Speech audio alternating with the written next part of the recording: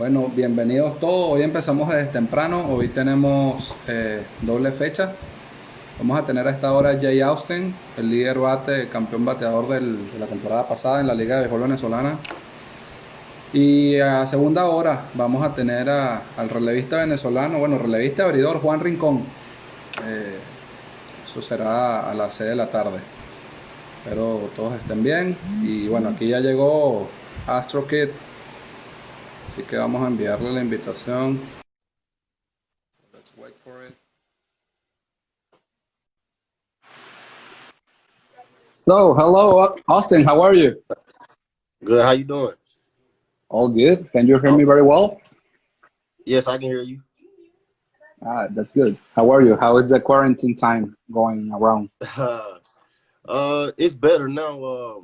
My state, we open back up. We've been open for like a month now, so That's great. everything's been cool. How you So, doing? How's your quarantine? well, I'm in Panama now. So basically, has been very bad as it's a very tight lockdown. So, but we are handling. Yeah, basically. Okay. Yeah. So the first thing that I want to say is thank you for joining us and welcome. For me, it's a pleasure to have you here as the current batting title champion in the Venezuelan Winter League. So it's great, and thank you for the opportunity to talk with us. Thanks for having me, man. So, of course, we are going to be talking about last year in Venezuela, the time that you went to Venezuela. But basically, and also we want to know how was your beginning, the beginning of your career in the professional baseball? Because in this website or in this site, we want to show like the baseball player as the real person, and the people can know better about the baseball as a person. Okay. So, can you talk with us about how was it the beginning before 2008 draft day? I was just a kid, just playing, doing something I love, and I had the opportunity to get drafted, and I took that route. And I started my professional career with the Houston Astros. I was with them for 6 years. Uh, it didn't pan out how I wanted to pan out, but I never gave up. And then Okay. I went to Indy Ball. Can you hear me? Yeah, yeah. Just want to make the translation simultaneously. Oh, Just okay. just give me 1 second. Entonces le preguntamos cómo fue su inicio en la carrera profesional antes del draft de 2008. Nos comenta que fue drafteado por los Astros de Houston en el 2008 y estuvo 4 años ahí. Antes de eso era simplemente una persona que disfrutaba del juego y que hacía lo que le apasionaba. So, go on. So, uh, how you live that draft day? Were you expecting that? Yes, I was expecting to get drafted. I wasn't expecting to get drafted as high as I did. So that was a blessing. I was drafted in the second round as the 56th pick. So that was real good. Ok, nos dice que él sí tenía las expectativas y esperaba ser drafteado en el 2008, pero que realmente no esperaba que fuera un pick tan alto. Él fue seleccionado en la ronda 2 con el pick número 56. Okay, so you started with the Houston Astros, and in 2010, you share in the rookie level with Jose Altuve, right? Yeah, yeah. What Altuve, was your I played without two. Yeah, yeah, go Go ahead. ahead. Go ahead. No, go ahead. You can finish. Yeah, what did you think about Altuve the first time that you saw that small kid? When I first seen him, I was like, yes, he's a small kid. But once I seen him play baseball, I was like, wow. Like Altuve is probably one of the best players I ever played with.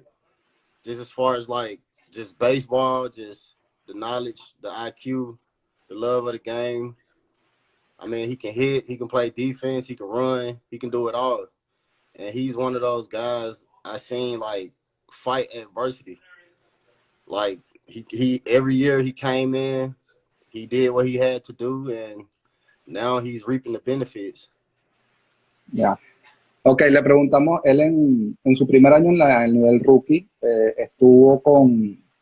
compartió en el vestuario con José Altuve y jugó en el mismo equipo que José Altuve y nos comenta que cuando lo vio la primera vez y pensó que era un poco pequeño, pero que cuando lo vio jugando todo cambió, que era un pelotero que trabajaba, que tenía buena defensa y que cree que es uno de los mejores jugadores con los que compartió el terreno. Okay, so during those 4 years with the Houston Astros until 2012, how was Right. your career? It was because you were rising, right? It was like still in development. Yeah. Okay. So I would say I'm a prime example of like every year I got better. Every year I developed. I definitely had to work hard. Nothing was easy. Nothing was given. And I mean, obviously it didn't work out. But I mean, like I said, I stuck with it. Worked hard every year, and here I am now, 10 years later, 12 years later, still playing. Ok, ahí nos comentaba que trataba de trabajar lo más duro que podía y que no dio los frutos que da porque en el 2012 fue dejado libre. What do you think it happened on that 2012? It was like, I mean, I'm not sure. Did you get released? Yes, I got released at the end of the year. Can you hear me? Yes, I can hear. Can you hear me? Okay, yeah, I'm having just like a slow connection, so just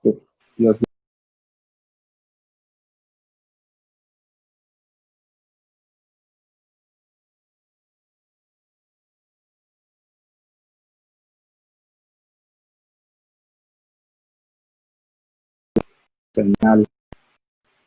Así es otra. Yeah, I'm back. Can you hear me now? Yeah. Yeah, we were talking about that 2012. I didn't catch you completely. So Yeah. 20 at the end of 2012, I got released. That was like one of my worst point, like one of my down points in my life, my career. yeah. I didn't know what to do. I went home. I reevaluated myself, and then I went to indie ball and kept developing. And then I ended up in Mexico. I had 2 good years in Mexico, and then got the opportunity to play in Venezuela. Yeah. How strong you needed to be in order to keep walking in the professional baseball after 2012? You say what now? Yeah. No, what did you say? Can you repeat your question? Okay. Yeah. In 2012, how strong mentally you needed to be in order to keep walking on the professional baseball? I had to be very mentally strong. I mean, baseball is all I know. Baseball has been a part of my life since I was like 4 years old. So I had to like tell myself, like, I mean, yo, this is all you got. Like, nobody's going to feel sorry for me. And I had to figure it out. Ok, le preguntamos en 2012, después que fue dejado en libertad por los Astros de Houston, le preguntamos qué tan fuerte necesitó ser mentalmente y comenta que tuvo un momento de reevaluarse y concluyó que lo único que sabía hacer y lo único en lo que era mejor era en el béisbol y por eso siguió trabajando. Y fue a las ligas independientes y fue a México y termina yendo a Venezuela. So, Jay, how was the Mexican League for you? I mean, I'm not sure if you speak Spanish. So how hard was the language for you and going to a Latin American team? My first time down there was like a big, what word I'm looking for? It was very difficult my first time down there, being that I don't speak Spanish. It was hard. Like I couldn't order food. I couldn't ask people for like simple stuff. You know what I'm saying? So it was difficult, and it made me want to learn Spanish. Like it made me want to engage in the culture and learn more about the Latin culture. So, okay, le comentábamos, just let me translate. Le preguntábamos cómo había sido su primer año en México. Nos dice que era bastante difícil porque no tenía el lenguaje y por lo tanto ordenar comida, algo tan básico como ordenar comida, era bastante complicado. Uh, you went to Mexico in 2018, right? Right. That was your first year. But even with those barriers that you had, probably the language, even that, you still hit above 300. So I mean, it doesn't look like it was so hard for you to keep hitting the ball. I mean, at the end of the day, like baseball is still the same game. Like you still got to catch the ball, hit the ball, and you still got to throw the ball. So as far as like the playing field, I was comfortable. That's my sanctuary. The baseball field is my sanctuary. I mean, off the field was obviously I had difficulties adjusting to life in Latin America. But I mean, once I got to the field and once I was playing the game, it was baseball.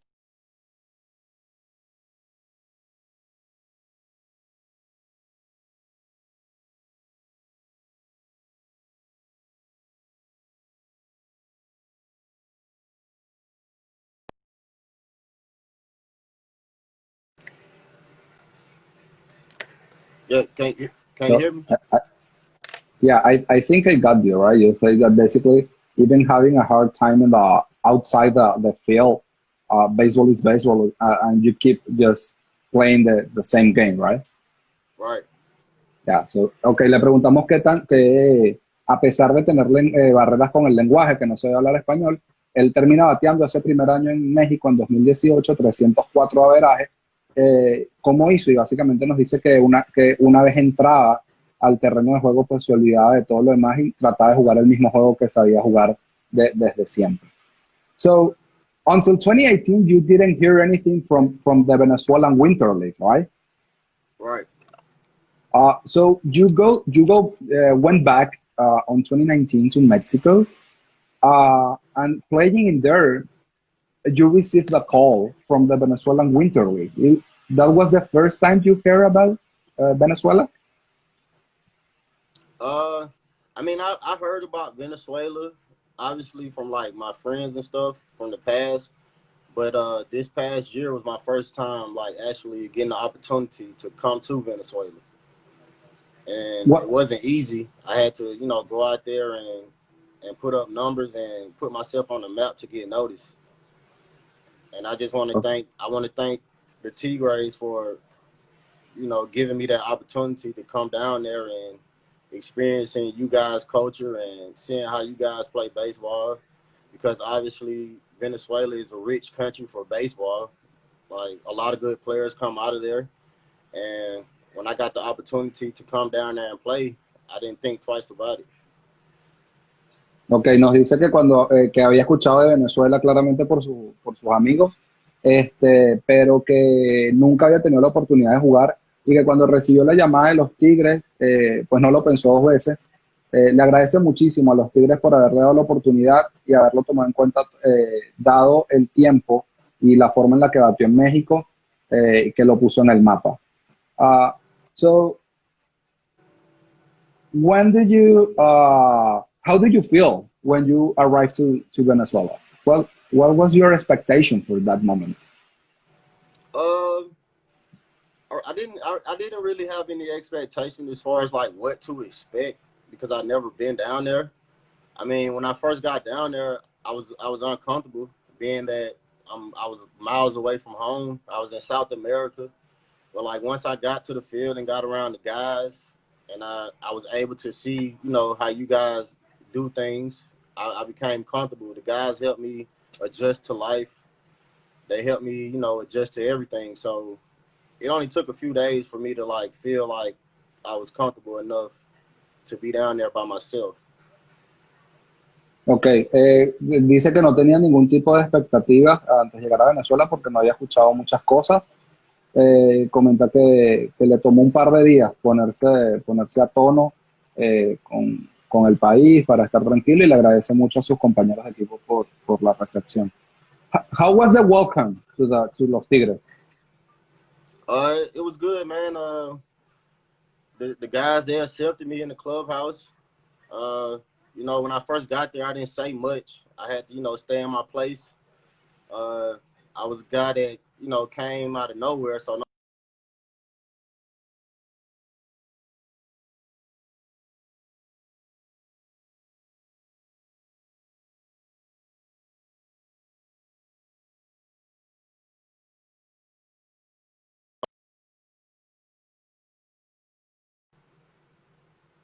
I'm sorry, I don't know what's going on with my internet. Can you repeat that answer for me?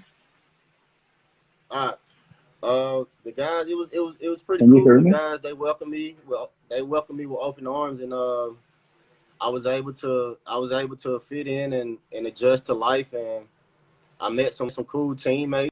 And like I said, I got to experience you guys' culture firsthand,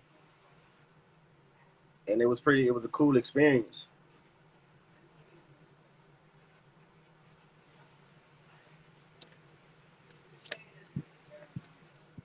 Can you hear me? Ya, ya.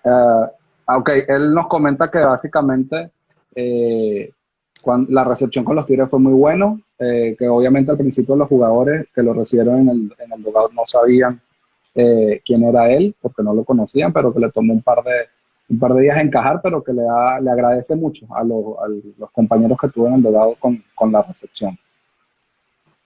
So, you just went down the plane and you start hitting like a champion. That's the truth. When did you realize you were you were running for the batting title? Probably like towards the end of the season.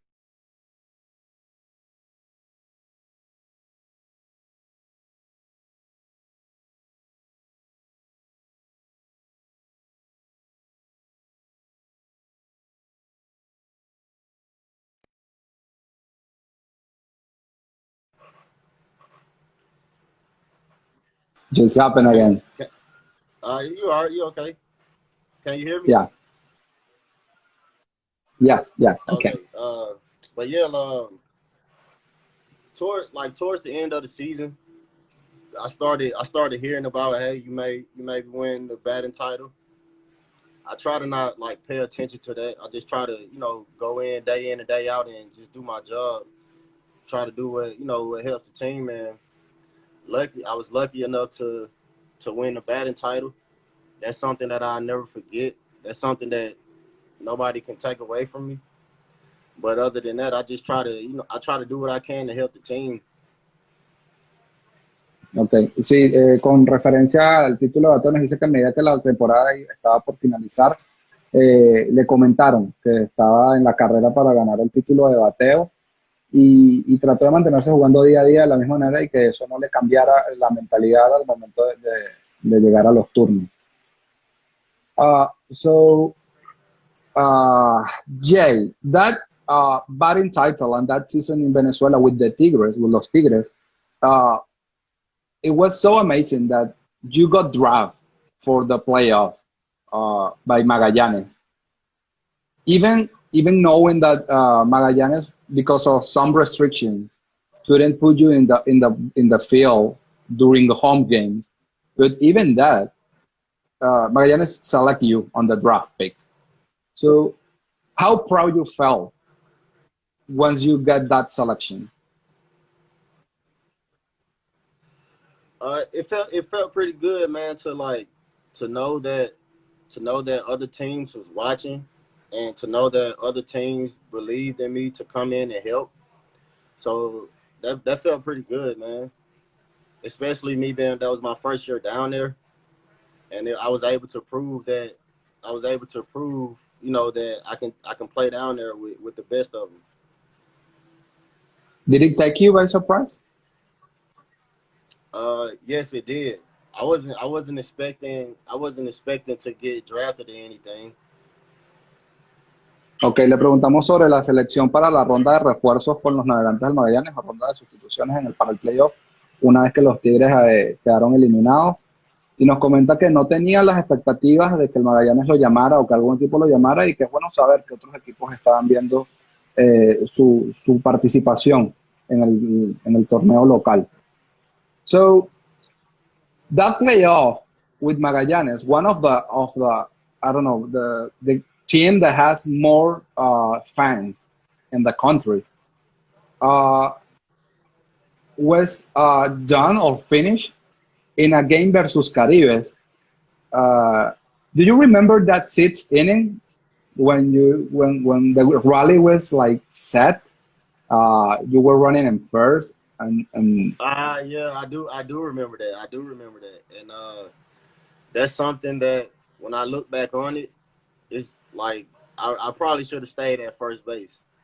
I was trying to, I was trying to do too much, trying to make something happen. We were struggling a little bit, with runners in scoring position.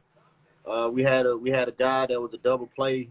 He was a double play guy at the plate, and I was just trying to get the second base to to eliminate that double play, and unfortunately, I got thrown out. yeah. Beside that, you are a speedy player, right?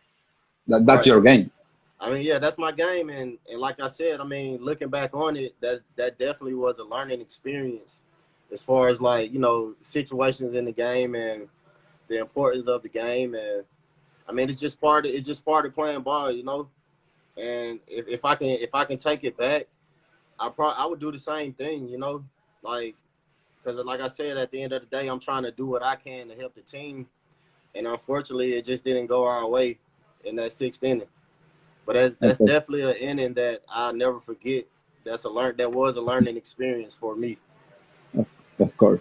Ok, le preguntamos sobre su participación con el Magallanes que termina en ese último juego de eliminación con Caribes, y hubo una jugada particular corriendo él en primera, hombre en primera y tercera sin out, y dejado robando segunda, y nos dicen que fue una decisión personal, que si pudiera regresar el tiempo, igual lo haría nuevamente porque le da mucho aprendizaje y él simplemente estaba tratando de hacer lo más que podía por el equipo. Y estaba tratando de hacer su juego como un corredor rápido que es. Jay, do you realize or do you know that you are one of the only, I mean, I guess you know because you have it posted on your Instagram, but do you realize or do you know you are only one of the 10 Tigers players that have hit five hits in a game? Yes, I know it now. I know a couple players did it. And that game was funny because I had 5 hits that game, and I didn't hit one ball hard. It was all, and that just shows you how baseball is, man. Like I didn't hit not one ball hard, and I ended up with 5 hits. Ok, le hablamos. Él es uno de los 10 jugadores de los Tigres en la historia, en batear 5 hits en un juego.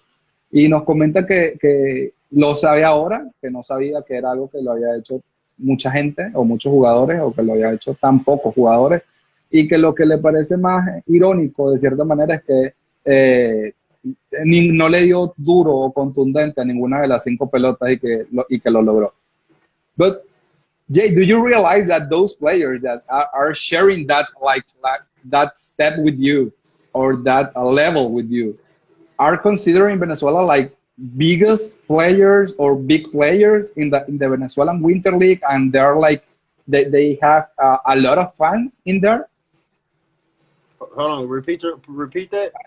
I mean, do you know or have you heard that those players that also had 5 hit games are considered like legends or like big players in the Venezuelan Winter League? Yeah. When I seen the list, I was like, okay, I'm on here with some guys that can really play, and to to be a part of that list, that's a blessing, and I'm happy that I was able to do that. And as you know, it's hard to get 5 hits in the baseball game. It's hard to get 1 hit in the baseball game. And to be on that, to be considered on that level with those guys, that's an honor. Ok, le comentamos que los jugadores que están en esa lista también, como Henry Solarte, Pedro Castellano, que están en esa misma lista, que él está de 5 hits en un juego, ¿Cómo se siente estar ahí? Dice que realmente es un honor, que cuando yo le dije, dijo, estos son peloteros que realmente pueden batear y para él es realmente un honor. Okay, Jay, and so getting back to the playoff, Magallanes it's eliminated, it's done, it's Right. over. But then you receive the call to play the final with Aguilar. So I for that moment, I guess that you were expecting that someone called you because you were the batting title champion. So I think that you were expecting that for that moment, right? yeah and no, yes and no, because the series I had with Magallanes, it was okay. I could have done better, and I wasn't expecting to get picked up by Zulia, but I got picked up by Zulia, and that was pretty cool because I didn't get a chance to play in Zulia prior to getting selected by them. So going out there and seeing their fans and that city, that was pretty cool. And it was some guys on Zulia who I actually played with in Mexico. I played with Omo. I played with Candelaria, and then even down to Alvarez, the catcher. We played together with the Astros in rookie ball, so that was pretty cool. And Reyes, I played against Reyes in Indy ball. Um, who else? Who else? The center fielder. I can't think of his name right now, but he plays in Mexico. So that was a pretty cool clubhouse as far as like coming in and some of the guys I was familiar with. You're talking about Elvis Rodriguez, right? Yeah, he played with I believe he played with Puebla. Okay. So you met him here, there. Yeah. I met him in Mexico. Okay. Ok, le preguntamos cómo fue esa selección para el Zulia. Dice que la esperaba por un lado por haber sido el campeón bate, pero por el otro lado no, porque pudo haber hecho mejor trabajo con el Magallanes. Y que cuando llegó al Zulia se consiguió con varios jugadores con los que ya había estado en otras ligas, como Candelario, Erlis Rodríguez, que también lo conoció en México, y que para él fue muy emocionante ser seleccionado. So, Jay, about the final. How you live that like that environment in the stadium with all the people like Oh man, crowding. that was I can say that was the first time I played in front of that many people.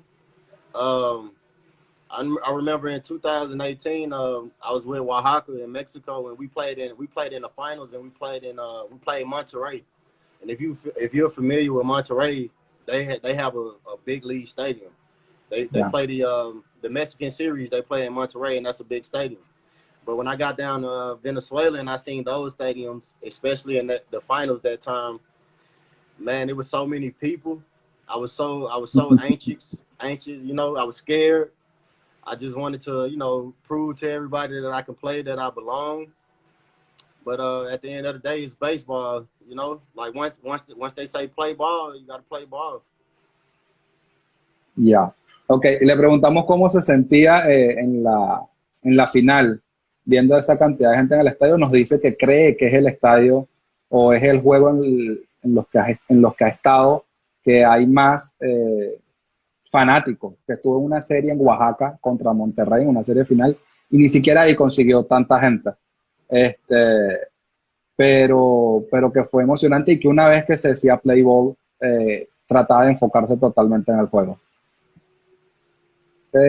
So how you do it? How you did that to play with that stadium crowded, people yelling some Spanish word that probably you didn't know. So how you get focused on those moments? Um, I mean, I stay focused because at the end of the day, it's still baseball, and I mean, it's something that as a kid, you dream about playing in front of thousands and thousands of fans. Whether you the home team or the away team, and I feel like I prepare myself, so I trust my preparation, and I just went out there and played. And like you said, they were yelling words I couldn't understand, so it couldn't really get to me because I didn't know what they were saying. Okay. Le preguntamos cómo hacía para mantenerse enfocado con toda esa cantidad de público gritando, y nos dice que trataba de mantenerse enfocado en que él sabe en mantener su juego, en hacer lo que sabe hacer, y que también le gritaban muchas palabras en español que él probablemente no entendía, así que no podían afectarlo. So, I have to ask, who gave you this Perolito nickname? And do you know who is Perolito? Yes, okay, so that story. Okay, so my hair, obviously my hair, but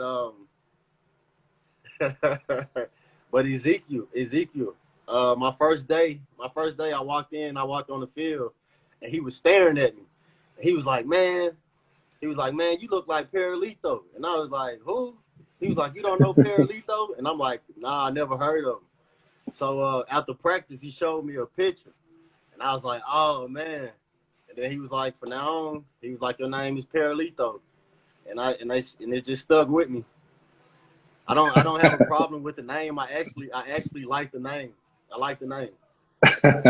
Okay, le preguntamos quién le puso el sobrenombre de Perolito. Y dice que Ezequiel Carrera, apenas lo vio entrando en el dogado, le dijo, te pareces a Perolito, eres igualito a Perolito. Y nada, le gustó el sobrenombre, le mostró quién era, no se siente afectado por eso, pero que realmente disfruta el nickname y todavía lo utiliza. So, Jay, would you get back to Venezuela? I would love to come back to Venezuela. I mean, right now, obviously, you know, with the situation that's going on with the pandemic, I can't come, but hopefully, you know, if everything's good by October, November, and the Tigres invite me back, I would love to come back. I love you guys' country. I love you guys' people. I had a great experience down there. Everything that I heard as far as, like, you know, from other players, you know, who've been down there in the past, some were true, some were false. I mean, I can honestly say my experience, I had a great time. I had a great experience. I didn't have any problems. You guys accepted me. The fans accepted me. My teammates accepted me. I was able to meet some great people. I went to some great places in Venezuela. It's a beautiful country, beautiful people, good food. So I would most definitely love to come back to Venezuela. I have no bad words for Venezuela. Like I said, my experience in Venezuela was great. And y'all always got a place in my heart.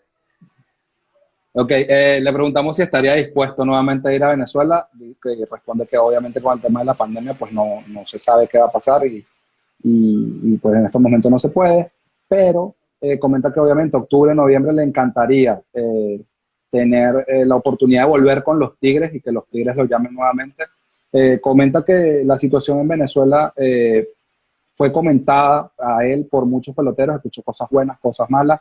Él dice que en lo personal su experiencia fue excelente, que la gente lo aceptó, los fanáticos, el equipo, la comida le encanta, y también comenta que, bueno, Venezuela siempre va a tener un lugar en su corazón. So, Jay, to be brutally honest, I expect that you can come back to Venezuela and keep playing baseball in Venezuela, and you have to defend your batting title in the next season. So I want to thank you once again for accepting this small conversation, and I can only wish for you good things. So thank you very much for joining us. Thanks for having me, man, and hopefully we can talk again. Sure. Just one final comment that someone is asking here.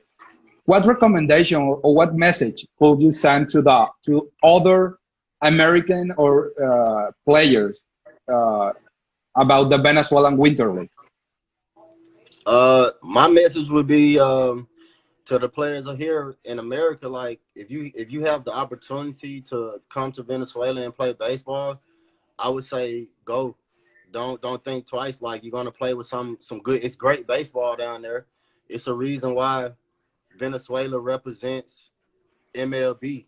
Like it's a reason why Venezuela has some of the best players in the world. And I feel like in order to get better, in order to prove that you are who you say you are, you need to play with some of the best players in the world. And from my experience, Venezuela has some of the best baseball that I have played with, like in my whole life, my whole career. So my message would be, if you get an opportunity to go to Venezuela, go down there and show them what you got. Ok, le preguntamos que qué mensaje le pudiera dejar a todos esos jugadores extranjeros sobre ir a jugar a Venezuela. Nos dice que el mensaje sería que no lo piensen dos veces, que el nivel del béisbol en Venezuela es bueno, que ese es uno de los motivos por los que Venezuela tiene tantos representantes en la MLB, y que para él lo único que puede recomendar es que vayan a Venezuela y no lo piensen dos veces si tienen la oportunidad de ir. So, Jay, thank you for your work. It has been a pleasure talking to you. Hopefully we can do something else soon. So thank you once again, and enjoy your weekend. Thanks for having me, man. And I just wanted to give a shout out to my cousin. His birthday is on June 12th. Chug, he's in watching. Happy birthday, man.